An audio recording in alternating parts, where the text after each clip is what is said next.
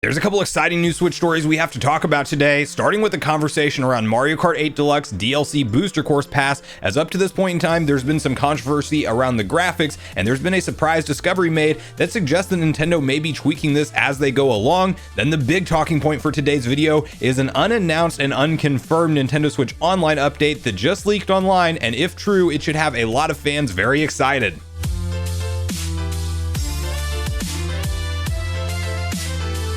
What's up, Nation? If it's your first time on the channel, make sure you join Sunbro Nation by subscribing below, hit the like button on this video if you enjoy it today, and make sure you turn on your bell notification icon so you're kept up to date with all the newest gaming news. Now, as I mentioned, guys, we got a couple massive stories to get through today, and we have to kick it off with a discussion around Mario Kart 8 Deluxe DLC Booster Course Pass, as that is already out this Friday. If you haven't been around on the channel before or heard me talk about it, I'm extremely hyped for this DLC, as it has been a long time coming at this point for new Mario Kart tracks that are playable on a home console, as I am an OG Mario Kart 8 owner on the Wii U. I was one of the 10 people that actually bought a Wii U, and so it is something that I'm very excited to get new additional courses added into this game. And since Nintendo revealed this to us at their Direct, I've really been counting down the days for Wave 1 to hit, and it hits this Friday. Now, there is some discussion around what time it will go live. There is maintenance scheduled for, at least here in the US region, I believe 6 a.m. Pacific and 9 a.m. Eastern time, so you can do the math on when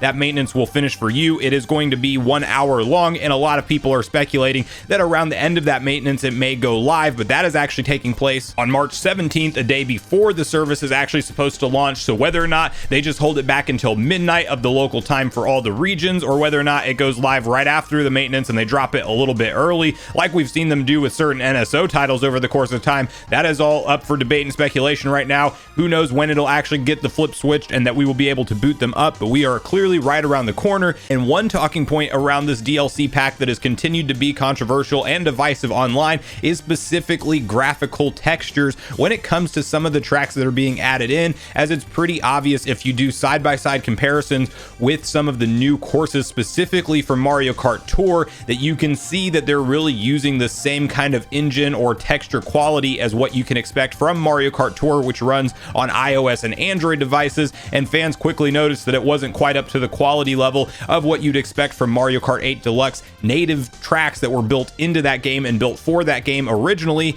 So there was a portion of fans saying that, well, this is a pretty lazy DLC offering to begin with, and they can't even take the time to really overhaul the tracks. They're just porting them straight over from Tour and doing no more work to them. Well, there is at least one track that is for sure seen some upgrades, and we have to go over the details. And so to quickly kick off this conversation, I do want to hop over to Nintendo Everything, where they have an article typed up with what's going on here. So let's quickly read through this together.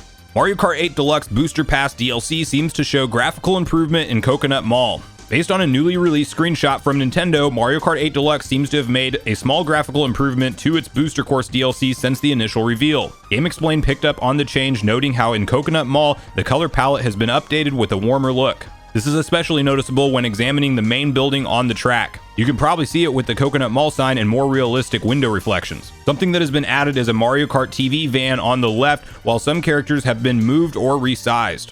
Here's a comparison image for the new and old version of Coconut Mall from Mario Kart 8 Deluxe Booster Pass DLC.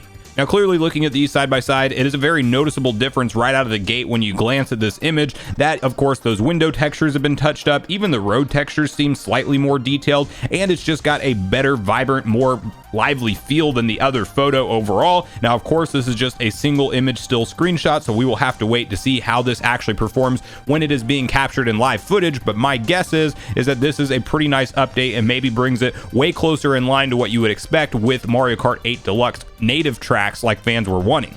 Now, while that's all great news for Coconut Mall specifically, it does appear that that's the only track that has been altered, at least in what we know of so far from this latest tweet from Nintendo, as if you look at the other screenshots that were tweeted out before versus the new ones, they appear to be the same. So whether or not these tracks will get any kind of further graphical overhaul before this goes live will remain to be seen, but I am personally at least happy with that nice upgrade for Coconut Mall specifically, as that is a track that I'm excited to hop back into, as I don't think I've booted up that one since Mario Kart Wii back in the day, and that's been years and years since I've actually played that game, as most recently I've gone back and played some of my favorite Double Dash tracks that I do hope that we see make it over. But then one other gameplay enhancement that has been discovered online has to do with Mario Kart Tour tracks and actually being able to choose your own path, as Nintendo's official document that has surfaced online has the following to say: and for the first time you'll even be able to choose your own path in Tokyo Blur, Paris Promenade, and Ninja Hideaway from Mario Kart Tour. Now, I have not played Mario Kart Tour very much at all, but from my understanding of it is there is different versions of these tracks that have come out over the course of time,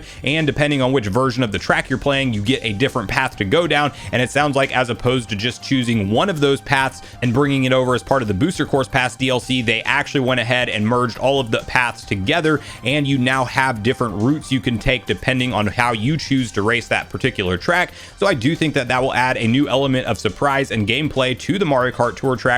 And again, all in all, this is just a great news update for me. It continued to add new value to Nintendo Switch Online Plus expansion pack, as it's coming in at part of that $50 annual price, and I'm planning on, rather than spending $25, just remaining a Nintendo Switch Online Plus expansion pack subscriber and picking up this DLC day one. But I want to hear from you guys on your thoughts and feelings around this. What do you think about the Coconut Mall apparent graphical upgrades? Do you think that we will see the same treatment given to other future tracks as time goes on, and maybe Nintendo really will ultimately build up all these tracks to be at the same level of graphical quality as what we see with Mario Kart 8 Deluxe native tracks? So please share all your thoughts and feelings on all things Mario Kart 8 Deluxe DLC, and whether or not you'll be picking this up this Friday in the comments down below.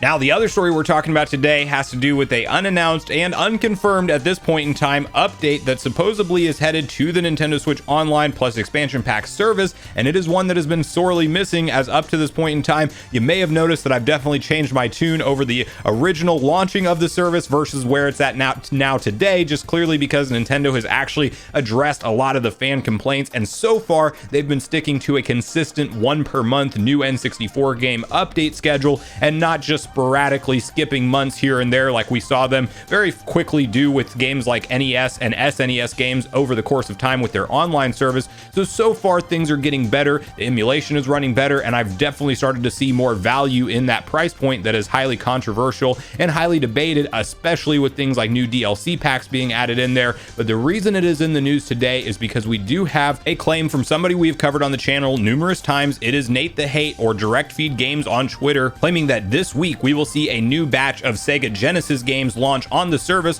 which we have not seen happen since December. I think it was December 16th, if I'm not mistaken. And we just got a surprise tweet and trailer from Nintendo that said, hey, right now, go boot up your NSO online app. It's going to have an update and you can enjoy these 5 new Sega Genesis games. And clearly the Sega Genesis is still part of the service and part of the value on why you purchased the service to begin with. So it's been sorely missing up to this point in time. And for me personally, there's a ton of Genesis games that I actually want to play as part of Nintendo Switch Online service. So far I've had the most fun with Gunstar Heroes, as that's just a childhood classic for me, and you can do online co-op, which is like freaking awesome, and they can do this with many other games as part of the classic Genesis library. And I am hopeful that this will in fact happen, because one, it's just time for it to happen, and two, Nate the Hate has definitely had an impressive track record over the course of time with clearly having some inside connections in the industry, and I just think that this is one that makes a lot of sense. And if it's anything like true Nintendo fashion up to this point in time, like we've seen them handle the service, it will just be that, a surprise drop announcement saying, hey, go check it out right now. We have 5 new games. Like, at least my prediction would be 5, just because that's what they did last time. Maybe they surprise us and swerve us and they throw us like 8 or 10. Maybe it's less than 5 and we only get 3. Regardless, we've needed new Genesis games added to the service this entire time. It's been the one thing that I would say is really my biggest complaint with NSO, is that we never know what to expect. And while I do like surprises from time to time, it's still nice to at least get some kind of commitment from a company that you were paying an annual fee to on how frequently they will update and add in new features and new services and new games to something that is an ongoing subscription service. So I personally was not a fan of having to pay the $50 up front and then just hope that Nintendo would update it. It has all been good in my book so far, and they have continued to make it more worth it, but I would still like some kind of solid update schedule from Nintendo saying, hey, every 3 months you get 5 new Genesis games, every month you get a new N64 game. Like, if that's what we're going with, at least I know what to expect. expect. It's still not the case, and Nintendo will probably never address or fix that communication issue that I think in their eyes, they just enjoy dropping surprises, shadow drops with no announcements whatsoever. So I guess at the end of the day, as Nintendo fans, we will just have to be along for the ride and see what is around the corner with the service. And I'm still holding out hope, besides this Sega Genesis update that's potentially hitting this week, that one day we can see, maybe in the E3 Direct, or if history tells us anything, most likely in the September Nintendo Direct, we would maybe get an announcement of something like Game Boy Advance or Game Boy family of systems making it to the service, as that's been heavily leaked and rumored online over the course of time. And so far, the September Direct seems to be the one that always focuses on some type of Nintendo Switch Online new content, new system, or enhancement, if you look at how the SNES was added in, and then if you look at how the expansion pack was added in. So I'm still hopeful that the service continues to grow and add more value, and really Nintendo needs to make it a must-purchase service in everybody's mind at the end of the day, that if you buy a Nintendo Switch, there is such a large library of classic games to go back and enjoy, both from Nintendo consoles and Sega consoles, that you just have to sign up when you buy a Switch. And that's what I'm hoping it ultimately turns into. And I'm a fan of more DLC packs being included, as well as maybe the recently rumored Mario Party Superstars DLC that was spotted in a survey. Maybe something like that gets added into the expansion pack as well. Like, Nintendo definitely can continue to grow the service and make it make sense in all the consumers' eyes.